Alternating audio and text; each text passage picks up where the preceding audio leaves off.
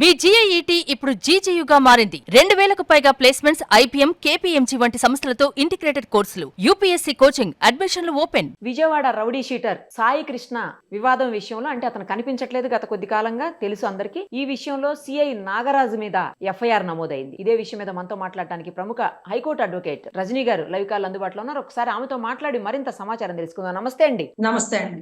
ఏంటండి మొత్తానికి వారం 10 రోజులు బట్టి అతను కనిపించట్లేదని ఇప్పటికే వాళ్ళ మదరు హెబియస్ కార్పస్ కూడా రిట్ పిటిషన్ దాఖలు చేసినటువంటి పరిస్థితి హైకోర్టులో. ఎట్టకేలకు రాత్రి ఎఫ్ఐఆర్ అయింది. ఎస్పీ గారు స్పెషల్ గా ఆదేశాలు జారీ చేసి ప్రభుత్వం కఠినమైన చర్యలు తీసుకోవాలని డెసిషన్ తీసుకున్న తర్వాత ఎఫ్ఐఆర్ రిజిస్టర్ అయింది. అసలు ఏంటి ఈ కేసు ఏంటి, ఎలాగా? ఎందుకంటే రౌడీ షీటర్ల మీద ఉక్కుపాదం మోపండి అని ప్రభుత్వాలు ఏ ప్రభుత్వాలైనా చెబుతాయి, అందులో తప్పు కూడా లేదు. సామాన్య జనాలకు ఇబ్బంది కలగకుండా ఖచ్చితంగా రౌడీ షీటర్లను కంట్రోల్లో పెట్టాల్సిందే. బట్ అంత మాత్రాన అతను ఏమైపోయాడో తెలియనటువంటి పరిస్థితి ఈ రోజు. అసలు ఉన్నాడా పోయాడా ఏదీ తెలియదు. వాళ్ళ మదర్ అయితే దారుణంగా ఏడుస్తున్నటువంటి సిచ్యుయేషన్ ఉంది. అసలు దీని మీద చెప్పండి ఒకసారి, ఏంటి పరిస్థితి ఏంటి? రేపొద్దున ఒకవేళ ఇది గనక ప్రూవ్ అయితే ఏంటి నెక్స్ట్? నమస్తే నిరుపమ గారు. ఈ కేసు జరిగి మనం అనుకుంటున్నట్టు వారం 10 రోజులు కాదు, గత నెల అంటే ఒక 30-32 రోజులు పైచులకు అయిపోతుందండి. వాళ్ళు ఒంటరి పోరాటం చేస్తున్నారు. ప్రతి మారు స్టేషన్ కి వెళ్తున్నారు, సే గారిని అడుగుతున్నారు, నీ కొడుకు చచ్చాడు అనుకో, దండ రెడీ చేసుకో, వెళ్ళిపో, మమ్మల్ని అడగమాక, మాకు తెలియదని ఒకళ్ళు. తర్వాత కానిస్టేబుల్స్ బయటకు వచ్చి, అమ్మా నువ్వు బాధపడమాక, బిడ్డ లేడు, ఇక ఆశలు పెంచుకోవద్దు, మేము మాట్లాడితే మా ఉద్యోగాలు పోతాయి తల్లి అంటూ కొంతమంది మానవత్వం కలిగిన కానిస్టేబుల్స్ ఆమెను ఓదార్చడం, ఎవరు బయటికి చెప్పలేని పరిస్థితి. సో నన్ను కలిసి కూడా వాళ్ళు అరౌండ్ ఒక 15-20 రోజుల పైచిలకు అయిపోయిందండి. సో 20 రోజుల పైచిలకు చెప్తున్నప్పుడు నేను అడిగినాను, సిఐ గారు ఏమంటున్నారన్నా, డిఎస్పీ ఏమంటున్నారు, ఎస్పీ ఏమంటున్నారు. ఈ వేలో ఒక డిస్కషన్ జరుగుతుంది. అంటే దొంగలు పడ్డ 6 నెలలకి కుక్కలు మురిగినట్టుగా ప్రభుత్వం ఇప్పుడు స్పందించకుండా ముందే స్పందించి ఉంటే, అంటే సత్వర న్యాయం అంటారు చూడండి, ముందే స్పందించి ఉంటే ఆ తల్లికి ఆ కుటుంబానికి కూటమి నుంచి ఒక భరోసా ఓదార్పు ఉండేది. ఇప్పుడు నేను కూటమిని కూడా తప్పనట్ల, ఎప్పుడు చేయాల్సిన పని అప్పుడే చేయాలి. ఇన్ని రోజుల తర్వాత ఆయన సింగపూర్ నుంచి, ఈయన తెలంగాణ నుంచి వచ్చి కూర్చొని డిస్కస్ చేసుకొని ఇతన్ని చేసినటువంటి సస్పెన్షన్, విఆర్వా, కేసు నమోదా, whatever it may be, ఇది ఆ తల్లి పోలీస్ స్టేషన్ కి వెళ్ళినప్పుడు, లేకపోతే నా బిడ్డ లేడు అంటున్నాడండి సిఐ గారు, అదేంటమ్మా లేడంటారేంటి, కోర్టులో సబ్మిట్ చేయాలి, లేకపోతే లాకప్ లో ఉండాలి కదా.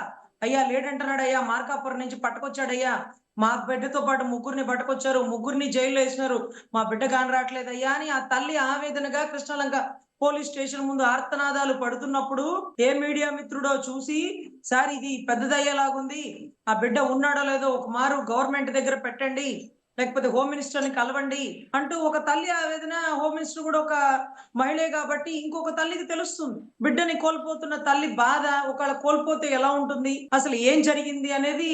ఆవిడ తల్లి సమానమైనటువంటి హోమ్ మినిస్టర్ పాత్రలో ఉన్నప్పుడు ఆవిడ సత్వరమే స్పందించి ఉంటే బాగుండు. ఇప్పటికీ 30-32 రోజులు పైచులకు వచ్చి అన్ని మీడియాలు బయటకు వచ్చి, ఒకరేమో అతను నేరగాడే కాబట్టి కోర్టు వారెంట్ ఇచ్చింది, అతన్ని గతంలో ఒక 10 కేసులేమో ఉన్నాయేమో, మరి మనకు తెలీదు, అవన్నీ క్వాష్ అయిపోయింది. అంటే కేసుకి అతనికి సంబంధం లేదని క్లియర్ అయిపోయింది. కేవలం అతని పేరుతో 2 కేసులు మాత్రమే ఉన్నాయంటూ ఎవరైతే వాళ్ళ మేనమామల ముళ్ళపూడి నాగేశ్వరరావు గారు, లేకపోతే వాళ్ళ ఇంకొక మేనమామలు, వీళ్ళందరూ ఒక 5-6 ఉన్నారటండి. వీళ్ళందరూ ఓపెన్ ఛాలెంజ్ చేస్తున్నారు. ఇప్పుడు ఒక నేరగాడిని అయినా సరే మనకి చంపే అధికారం లేదు. 22 నోరు మూసుకొని మన పరిధి ఏంటంటే కోర్టుకి సబ్మిట్ చేయడమే.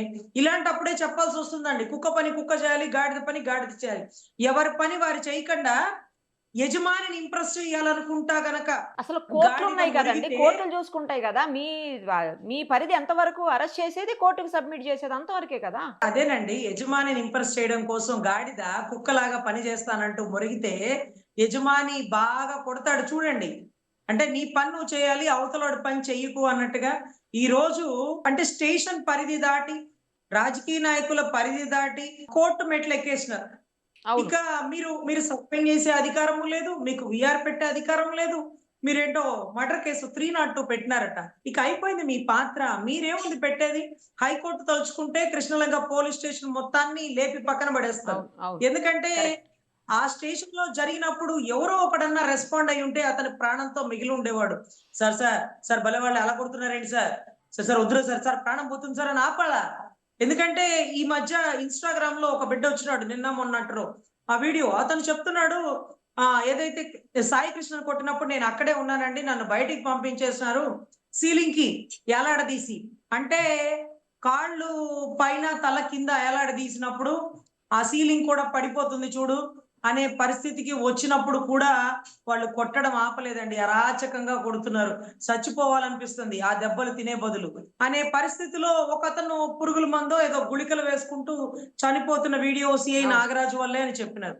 ఇంకొక అతను ముందే మమ్మల్ని కొట్టినాడండి, నన్ను బయటికి పంపించినారు, అతను ఏం చేసినారో నాకు తెలీదు, అతను అప్పటికే కొలాప్స్ అయిపోయి ఉన్నాడు అని కూడా ఒక ఎవిడెంటరీ చెప్పారు.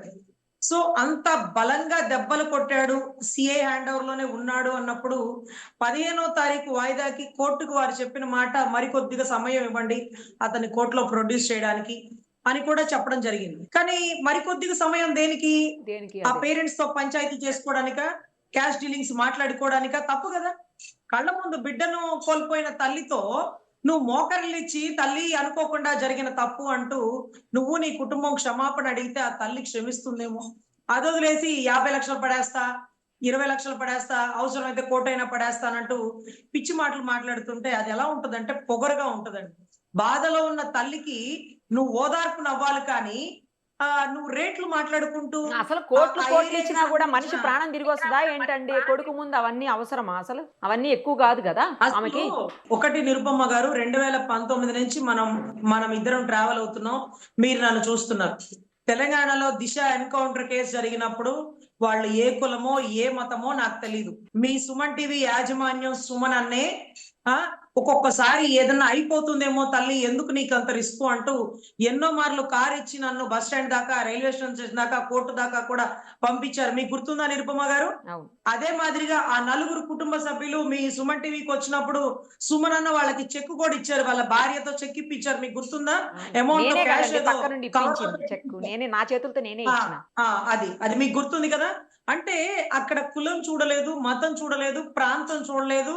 ఇంకొకటి ఏంటంటే మీ తెలంగాణ రాష్ట్రం మొత్తం ఈ కేసు తీసుకోకూడదని నిర్ధారించుకున్నాక ఆంధ్ర నుంచి నేను వచ్చి అక్కడ వాళ్ళ ఏదైతే మక్తల్ నారాయణపేట జిల్లాకి వెళ్ళి అక్కడి నుంచి సుప్రీంకోర్టు మెట్లు దాకా ఎక్కించి ఆ కుటుంబానికి న్యాయం జరిగే వరకు మనం చేసిన పోరాటానికి గల కారణం ఏంటంటే ఆ తర్వాత ఒక్క ఎన్కౌంటర్ కూడా జరగలేదు మీ తెలంగాణ రాష్ట్రంలో, అవునా కదా? సో అదే మాదిరిగా లాకప్ డెత్ కూడా అండి.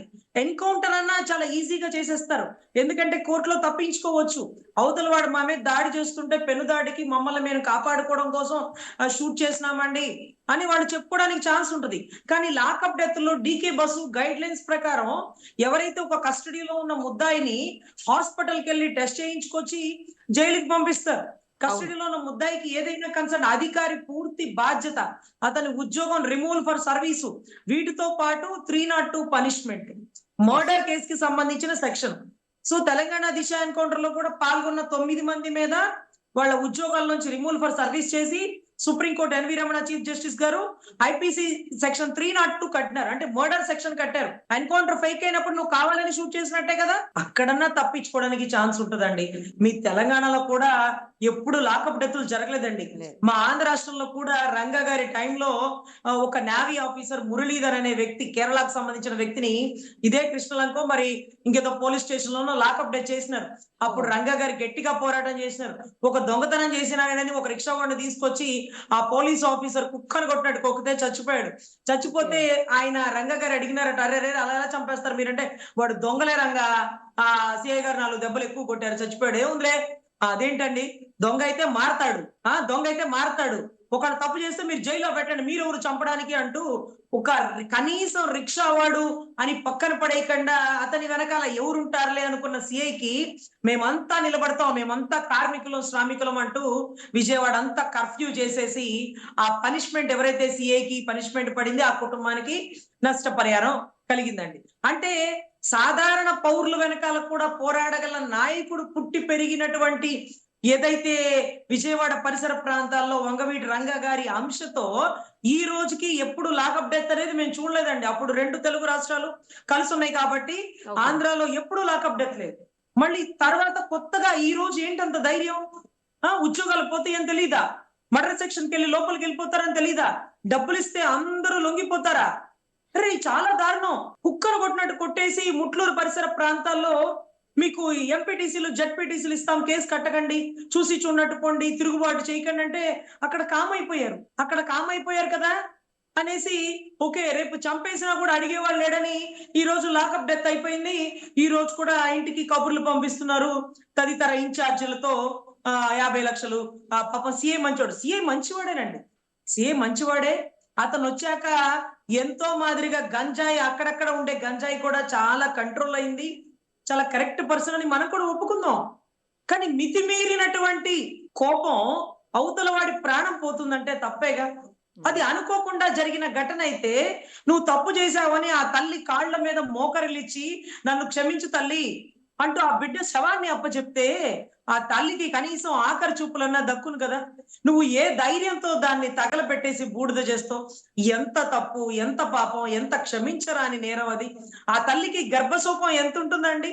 ఒక తల్లికి ఆడపిల్లలు మగపిల్లలు ఎంతమంది ఉన్నప్పటికీ ఆ తల్లి ప్రేమ అంతా మగపిల్లవాడి మీదే ఉంటుంది కదండి. మీకు తెలుసు కదా, మనం మాతృత్వంలో ఉన్నాం కాబట్టి మనం 100%. నాకు ఒక ఆడపిల్ల, నాకు ఈ రోజుకి మగపిల్లోడు అంటే ఎంత ఇష్టమో.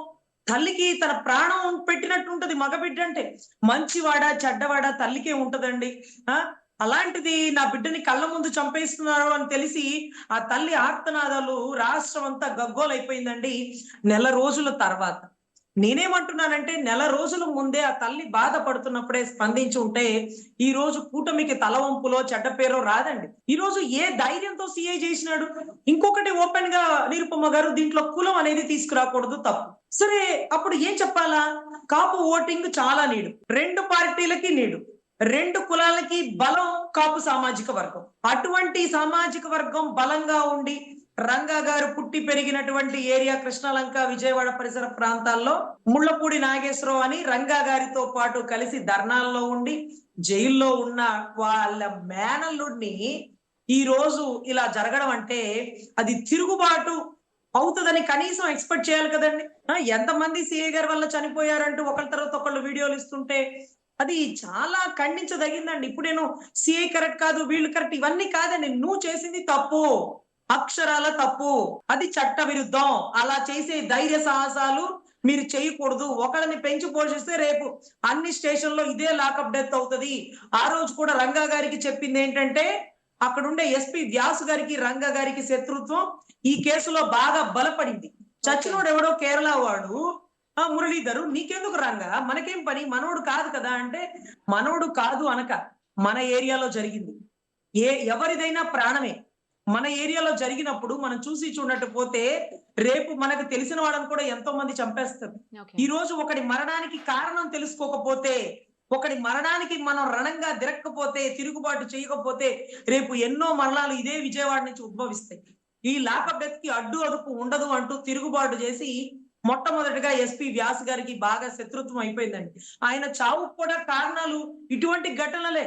సో ఖచ్చితంగా ఇక్కడ ఎవరైతే ఈ చావుకి కారణం అయ్యారో వాళ్ళకి ఖచ్చితమైన శిక్ష పడాలండి. ఇప్పుడు కోర్టు పరిధిలో ఉంది కాబట్టి 29 వాయిదా ఉంది. వాయిదాకి కోర్టు ఇచ్చే తీర్పు మేరకి స్టేషన్ మొత్తాన్ని సస్పెండ్ చేస్తుందా, పైనుండే అధికారులను సస్పెండ్ చేస్తుందా, వీటన్నిటికంటే మించి సిబిఐ ఎంక్వైరీ వేయాలి.